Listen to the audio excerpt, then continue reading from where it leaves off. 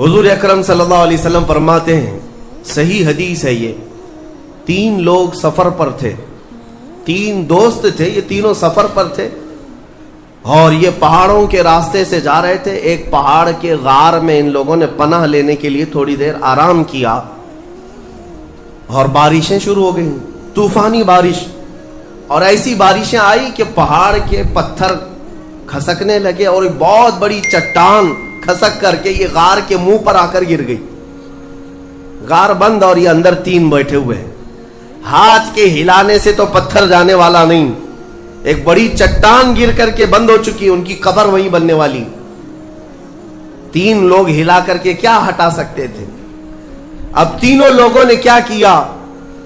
میرے آقا صلی اللہ علیہ وسلم فرماتے ہیں تینوں رونے لگے کہ اب ہماری موت یہیں پر ہونے والی ہے، ختم ہے، لیکن اس سے پہلے چلو اللہ کی بارگاہ میں اپنی زندگی کی کوئی ایسی چیز ہو جو تم نے خالص اس کے لیے کیا تھا، اس نیکی کو وسیلہ بنا کر کے دعا کرتے ہیں، دیکھتے ہیں پتھر ہٹتا ہے کیا۔ تو تینوں نے اپنی اپنی زندگی کی ایک ایک چیزیں شمار کرنا شروع کیا۔ توجہ چاہتا ہوں، پہلے ایک بندہ سجدے میں گرتا ہے اور عرض کرتا ہے، مولا تو جانتا ہے میری ایک بوڑھی ماں تھی، ماں کی خدمت بہت کیا کرتا تھا، ماں کی بہت تعظیم کرتا تھا۔ ایک دن رات کو جب میں گھر پہنچا تو میرے پاس صرف ایک روٹی تھی اور تھوڑا سا دودھ تھا۔ میرے گھر کے کئی بچے تھے، بچے بھی بھوکے تھے، لیکن میری ماں بوڑھی تھی، تو میں جب بھی گھر رات کو پہنچتا پہلے اپنی ماں کو کھلاتا، اس کے بعد اپنے بچوں کو کھانا دیتا۔ اس دن ایسا ہوا کہ میرے پاس صرف ایک روٹی اور تھوڑا سا دودھ تھا، ماں بھی بھوکی تھی اور بچے بھی۔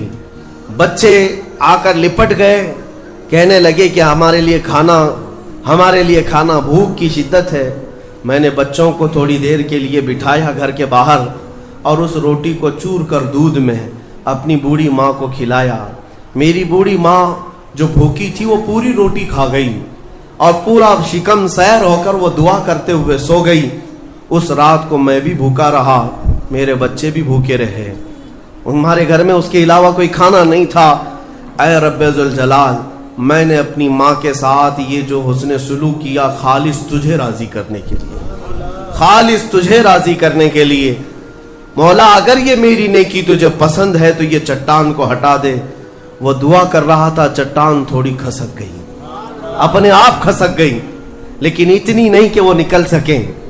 دوسرا جو ساتھی تھا وہ سجدے میں گرا اور وہ دعا کرنے لگا۔ یہ پوری حدیث پاک موجود ہے جس کو میرے آقا نے بیان کیا۔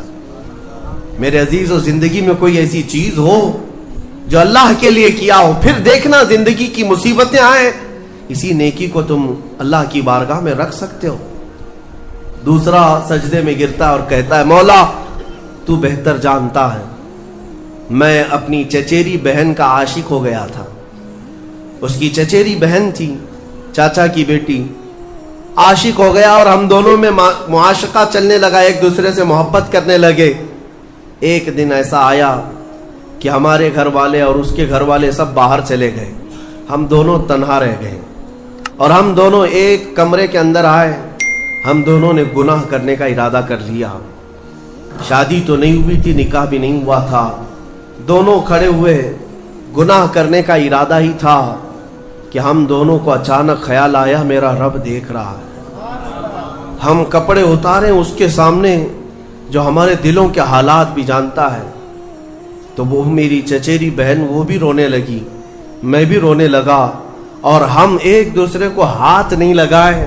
مولا اس زنا سے اور اس بدکاری سے اگر میں بچا تھا تو میرے رشتہ داروں سے ڈر کر نہیں، خالص تیری رضا کے لیے، کہ مولا کریم کے اس سلطنت کو میں اپنے گناہوں سے پامال نہیں کروں گا۔ تو جب یہ وہ کہنے لگا اور عرض کیا، مولا اگر میں وہ رات گناہ سے بچاؤں، تیری بارگاہ میں میرا وہ بچنا پسند ہے، تو اس چٹان کو تو ہٹا دے۔ حدیث پاک میں چٹان اور کھسک گئی۔ تیسرا شخص تھا، وہ سجدے میں گرا اور کہنے لگا، اے رب ذوالجلال، تو بہتر جانتا ہے میں ایک زمین اور جائیداد کا مالک تھا. میرے پاس کئی مزدور کام کیا کرتے تھے اور ایک مرتبہ ایسا ہوا کہ میں مہینہ ختم ہوتے ہی سارے مزدوروں کو ان کی تنخواہ دے دیا کرتا. ایک مزدور ایسا ہے جو اپنی تنخواہ لیے بغیر چلا گیا. ایک مزدور تنخواہ لیے بغیر چلا گیا اور اس کی تنخواہ میں نے سنبھال کر رکھی اور اس سے ایک بکری خرید لیا. میاں لوگ تو کسی کی سیلری ہو دبا کر کے کھا جائیں گے, اور یہ حدیث پاک میں جس کے لیے کہا جا رہا ہے وہ بندہ کہتا ہے میں اس کی پوری تنخواہ سے ایک بکری خرید لیا, بکری کو پالنے لگا. وہ مزدور آیا نہیں, وہ مزدور چلا گیا, مہینوں چلا گیا. بکری کو میں پالتا رہا, بکری نے بچے دی, بچوں کے بچے ہوئے, بچوں کے بچے ہوئے. اے رب ذوالجلال تو نے اتنی برکت دی کہ اس ایک بکری سے ایک پورا میدان کئی ہزار بکریاں بھر گئی. کئی ہزار بکریاں کئی سالوں کے اندر. وہ ان بکریوں میں نہ کسی کو بیچتا تھا نہ کسی کو ذبح کرتا تھا, سب بکریاں رکھا. کئی سالوں کے بعد اچانک وہ مزدور واپس آیا اور اس نے آ کر مجھ سے کہا کہ مالک میں آپ کے ہاں خدمت کرتا تھا, آپ کو یاد ہے کچھ سالوں پہلے میں نے اپنی تنخواہ چھوڑ دی تھی, ایک مہینے کی تنخواہ نہیں لیا تھا. تو میں نے اس سے کہا کہ ہاں مجھے اچھی طرح سے یاد ہے, اور اس کا ہاتھ پکڑ کر کے ان بکریوں کے ریوڑ کے پاس لے گیا اور کہا یہ تیری تنخواہ ہے, یہ پوری تیری تنخواہ ہے. اس نے کہا میرے ساتھ کیا مذاق کر رہے ہو مالک, میری تنخواہ اتنی ہے کہ اس زمانے میں ایک بکری بھی نہیں آ سکتی. اس نے کہا ہاں بالکل تو صحیح کہہ رہا ہے, لیکن اس زمانے میں ایک بکری خرید لی میں نے, اور اسی بکری سے اللہ نے اتنی برکت دی, اس میں میرا ایک بھی حصہ نہیں. تیری ان بکریوں کا دودھ تک میں نے نہیں پیا, صرف اور صرف تیرے انتظار میں, اور یہ ساری بکریاں تو لے جا. اور وہ مزدور خوشی خوشی اپنے پورے ریوڑ کو, آج کے زمانے کے وہ کئی لاکھوں کی بکریاں ہوں گی, وہ مزدور لے گیا.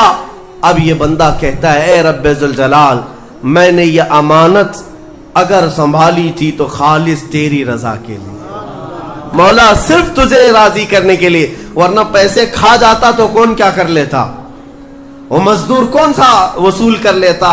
کہتا نہیں مجھے یاد نہیں, اب میں پہچانتا بھی نہیں. مولا میں نے تیری رضا کے لیے کام کیا, اگر تجھے یہ پسند ہے تو یہ چٹان ہٹا دے. حدیث پاک میں ہے اس نے جیسی یہ دعا کیا پوری چٹان ہٹ گئی, پوری چٹان کھسک کر ختم ہو گئی, ان کا راستہ صاف ہوا.